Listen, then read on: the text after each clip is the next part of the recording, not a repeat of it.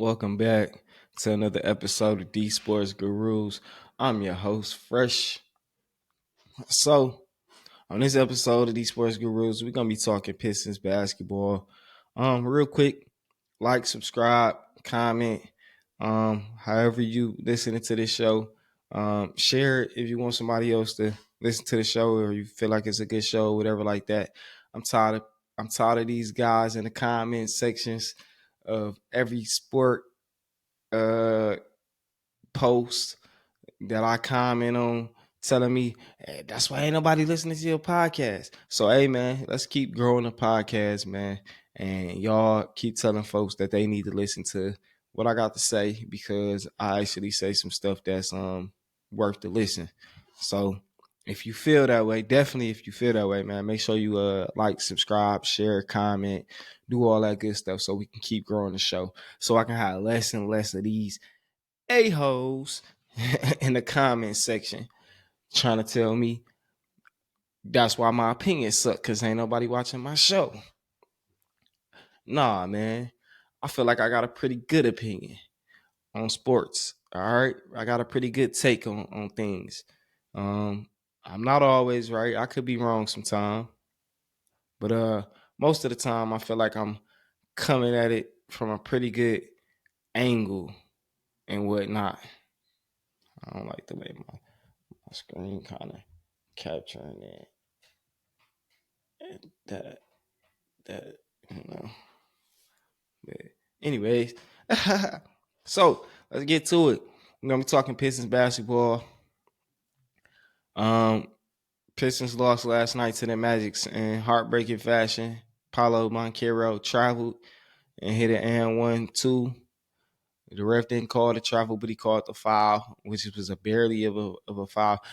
Hey man, the Pistons be getting the worst whistle in the league, man. It's atrocious the whistle that the Pistons be getting a lot of times. It's the worst. So I don't know, man. The league gotta I mean, I wanna say like the league gotta take a look at that, but like man, when you a young team, young developing team trying to grow, man, you just gotta kind of overcome some of that type of stuff, man. I play football, I play sports still, and like you can cry about the referees, but after the game, ain't nobody trying to hear you say or talk about the referees, man. They gonna be talking about, well, what about that play that was made? That's what that's what fucking matters. So I ain't trying to hear about no damn referees, man, and I ain't here to complain about no motherfucking referees, even though them referees be on some bullshit. Um, what could the Pistons have done differently in these matchups? So we had two games since the All-Star break. First game was versus the Pacers. Pacers spanked us. Then we had another game versus the Magic, two playoff teams, and it went down to the wire. We lost game-winning bucket, like literally in a closing second. Um, what do I gotta say about the two games? The starting unit in both games look good. Like no complaints about the starters, the way they playing with each other. And what I say about the starters, I mean K, Jay Ivy, uh, Asar Thompson, Simone Fontecchio, and Jalen Duren. All right, that's the new starting five. Get used to it because that's probably gonna be the penciled in starting five for the next at least year, at least you know what I'm saying, the next end of this year and then that whole entire next season, unless something drastic changes or shakes up. But I don't even suspect that nothing drastic. I think for at least the next year and whatever remainder of this season, that's gonna be the starting five. Like I think we should just kind of get comfortable with that. Um, that'll probably be the starting five, and maybe after that year, uh maybe our draft pick that we pick up, or you know what I'm saying, maybe that guy that we draft to pick up. I would say because I would say that I see us drafting a four, right? Maybe that guy in a year is ready to take over. Maybe it takes him another year and then he takes over. But you would expect that guy to take over, and then Simone to just go right into uh, a scorer off the bench role for us, like primary guy off the bench. So I feel like the future is setting up nice for the Pistons, despite a lot of negativity within the fan base. I mean, we just got some fans that just don't want to see the light just because they don't want to see it. Like, if you don't want to see it, you're not going to see it. But if you trying to see the light, then you should see it. Like, you should really be seeing it and should be like, damn, I see some stuff that we can build on. The only thing that I don't trust about this process is Monty Williams, man. I don't trust him. I don't trust him to do right by the players. I don't trust him to do right as a coach. I just don't like his coaching style. I don't like the way, I don't like the way his lack of adjustments. I don't like the way he game plans. I don't like the way he favorites vets. I don't like that because one got no time for you to be playing favorites, man. I need a guy that's gonna be making non-emotional, non non I was an average player in the league type of decisions, man. I don't need that type of guy, bro. I just feel like Monty just one of those coaches that just like he's a Jim Caldwell. And I'm ready for a Dan Campbell. And we've been hiring these Jim Caldwells, Casey and Monty Williams. They coaching twins, man. They got the same coaching style, coaching methods, rotations, lineups, all that shit shitty. Suck. Like the Pacers game, Cade finished. Cade had a great game. The Pacers game. Cade had two good games, two really solid games in a row. He had a great game. The Pacers game. This past game, he had a good game. I'm not gonna say great, but he had a good game, a good enough to get you a win type of game for sure, right? Uh, the Pacers game, he had a great game. He was a plus 10, and we lost by 14. How does that happen? How does your star player be a plus 14? We lost by 10. Jaden Ivey was a plus 6. We lost by 14. Like how? How does that happen? That tells you that the coach rotations and lineup decisions are impacting the game um, to the extreme. So like that starting lineup in that Pacers game, they all finished in double figures. They all had about 15 plus points or some shit like that. Like yo, what's going on, man? Monty, you killing us, man. Like we don't got no time to see Malachi Flynn and Evan Fournier play extended minutes. And credit to Evan Fournier, he been knocking down uh, some timely shots and stuff like that, right? But bruh, don't nobody want to see no Evan Fournier, man, bro. I guess we gonna say we gonna make him work for this for these millions that he fucking making because he making some millions, millions and millions. But god damn, bro, like what is this? He love it here. He love it. He like, hell yeah, I finally got a coach that's gonna let my bum ass get out here on the floor and run around and not play no damn defense and shoot a couple shots. Like, that's sucky ass coaching, man. You know? That's some sucky ass coaching that people would allow. You know what I mean? So yeah, that's what we've been seeing. We had Beef Stew got suspended for punching uh Eubanks. You know what I'm saying? He got into it with him during the Suns game, I believe. Before the Suns game, he done, you know what I mean, fired on dog. They done fired him up and fined him, kicked him out, which is bad for Stu because I think Stu might have lost his starting spot. Might have lost his chance to start with this unit out there just because I feel like those boys look good. And I feel like he would just be, he'll fit right in as a backup center, backup combo big. Like That's what he gonna be, man. We still probably gonna go out here in the off season, probably sign another big. I hope they target a vet like Valanciunas that can come in and teach JD some stuff about how to play the game a little bit better. I feel like him battling Valanciunas every day at practice, he's automatically gonna get better at defense. That would be a great battle for him on a daily at practice. A vet, a guy who can stretch the floor. He could challenge him in all type of ways as as a big, and that would be a good look for us. But that's just me being like hopeful, wishing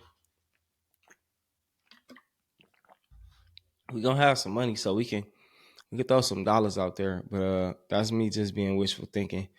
I can also see us drafting another big in the second round. Um, I got some guys I like, but we'll talk draft another time. I'm just gonna keep it this current roster and what I'm seeing and whatnot. Uh, Simone Fontecchio, like I told y'all about this man. I told y'all about this man months ago. I said he's the number one guy we need to target. Not only did he light us up. Sorry, man, I gotta get a haircut so my mustache kind of like creeping over and shit. But not only did he light us up, when I say us, I mean the Pistons when we played the Pistons. But I started paying attention to some Utah games. I started tuning into some Utah games. Like I be trying to check out guys in the league, man. I be scouting, trying to figure out who we need to bring here, man. Like, you know what I mean? Like, so I was like, damn, got a little work, dog. Shoot. I'm damn. I kind of like, damn, he took it to the hole. He dunked that motherfucker. Damn. I was like, oh yeah. Then I went and checked the numbers. I'm like, damn, the numbers looking pretty solid. Then I went and checked the contract. I'm like, damn, he coming up into a restricted free agency. That mean, you know what I'm saying? I know Utah, they cheap. I know Utah. I knew Danny Ainge. I'm like, yeah, Danny Ainge is this one guy who, yeah, we can get him from because Danny Ainge trying to make deals, baby. He would have rather, you feel me? This is what he was gonna do anyway. He would have rather you outbid him and then sent him an asset for him. That's what he was. That's what he on anyway. That's how he managed assets. So I already knew it. Like, oh yeah, clean up. We cleaned them up at the deadline to already start building chemistry. Oh my God, that's classic. Uh, you know what? Like it's crazy. Like these fans be so critical of the GM. Never want to give him any praise. Say he never won a trade. That's winning a trade. That's not only winning a trade. That's winning a leg up in free agency because I cannot sign this guy for. I gotta restrict it. You know what I mean? Like, oh my God. But we got those fans who just want to keep complaining about management every single day. You know what I mean? I got a particular guy who I want to get on the show so we can actually talk management. He always management. We can't even talk coaching without him bringing up management. Every conversation has got to go back to management. And then the thing about it is, like, are y'all really in tune with management and what management does and what management is responsible for? Like, and when management can make moves and stuff like that. Like, I swear these guys operate or talk about management from a standpoint to where it's like they feel like management can make moves daily or they should make daily moves. Like, yo, it don't really work like that, man. Like, you got like the off season and then you got like you evaluating. You ain't really making moves. You kind of evaluating first. And then you got like a small window to make some stuff happen. And it's like it's a lot of parameters, a lot of moving parts and stuff like that. It's a lot of ifs and whiffs and fifths and shouldas and wishes and stuff like that, right? Y'all just be wanting stuff to just happen, bro. Then when something do happen, y'all complain about what happened. I don't know. I think I just gotta get to the point and graduate with with like if I'm gonna be doing this and I plan to keep doing this, I'm gonna start doing this more consistently, man. I'm about to take this up to the next level, especially for you guys who keep commenting. That's why ain't nobody listening to your podcast. I'm about to take it up to the next level, bro, because I know I provide something good to the space. So I'm gonna do it just for you guys, right? But I just don't know, man. When when we look at this team and we just break down management, right? It's like, do you guys understand that like it's a starting point and there's parameters that you gotta work around and try to build up to another starting point? Like that's kind of how the job is. Like I think you guys just think like this shit is 2K and you could just plug and play and pop and this and drop and spot and make it happen.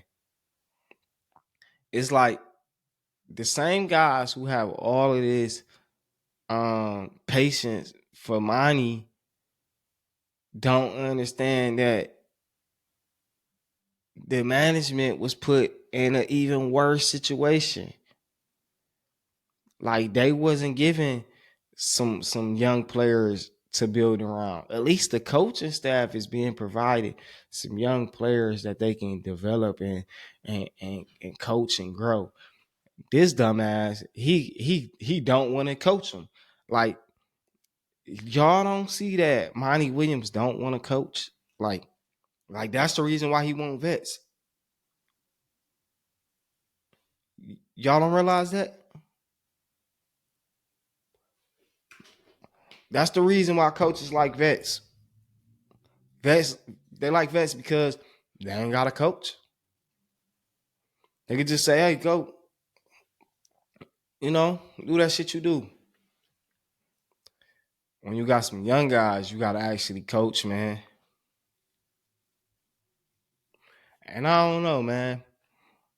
I'm just gonna say, if he make it out this thing on the other side, he gonna have gained so much respect from so many people, including myself, man. I will take my foot and put it in my mouth if this man can make it out on the other side as a winner of this, man. I just don't see it. He ain't giving me nothing to believe in as it pertains to him, man. I don't see it. But I like the direction of the team, man. I like I like the moves that management made to put us in position to go into this offseason and with our minds in the right direction.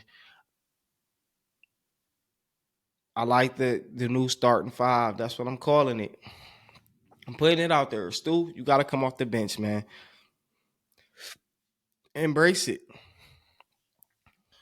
Pull the Jaden Ivey. When he had to come off the bench, he was embracing it. He was saying, "I'm gonna still be the same player regardless, man. I'm gonna help the team win." You do the same thing, bro. You already got your bag. They paid you to embrace it. You probably gonna get more chips than we about to pay Simone, and he gonna start over you. You winning, man. And if you don't like it, trade your ass. Shit, we get you the fuck up out of here too, man. I like you. I don't like the versatility and all that, but man, like, you trade your big ass. You could do that. Um, we got the draft coming up. A lot of guys like Sar. A lot of people behind the hype on Sar. I never bought the hype on Sar, man. I could see more athletic, taller beef stew 2.0 take 2 to 3 years to get caught up to speed. Um, don't like the fit with Duran. I think Duran is a juggernaut. I'm keeping Duran. Duran is one of the few players in the league to average 14 points and 12 rebounds. He's 20 doing that. You know the guys that's in company he up there with the Anthony Davises, the Jokic's, and the Embiid don't even do that. Like somebody told me Embiid did, but I went and looked at the numbers and the Embiid was like 11 point something, like not quite 12. So not to say like JD better than Embiid. That's not what I said, right? But I'm saying, like, bro, he averaging 14 and 12 and 30 minutes, just only 30 minutes a game, bro. Like 30.0 minutes, not nothing above that. These guys playing 35 minutes a game. You know what I'm saying? An extra 5 minutes to get some boards and and a bucket or two.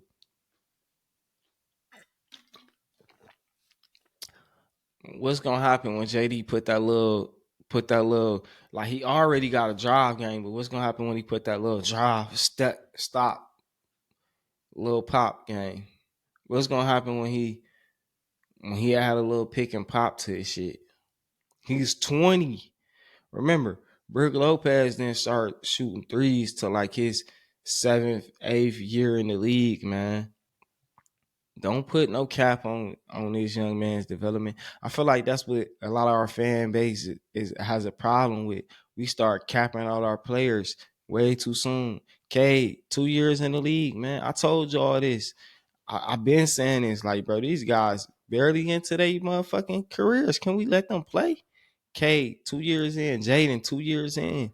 JD, 2 years in. Asar, a rookie. Come on, man. Let these boys build.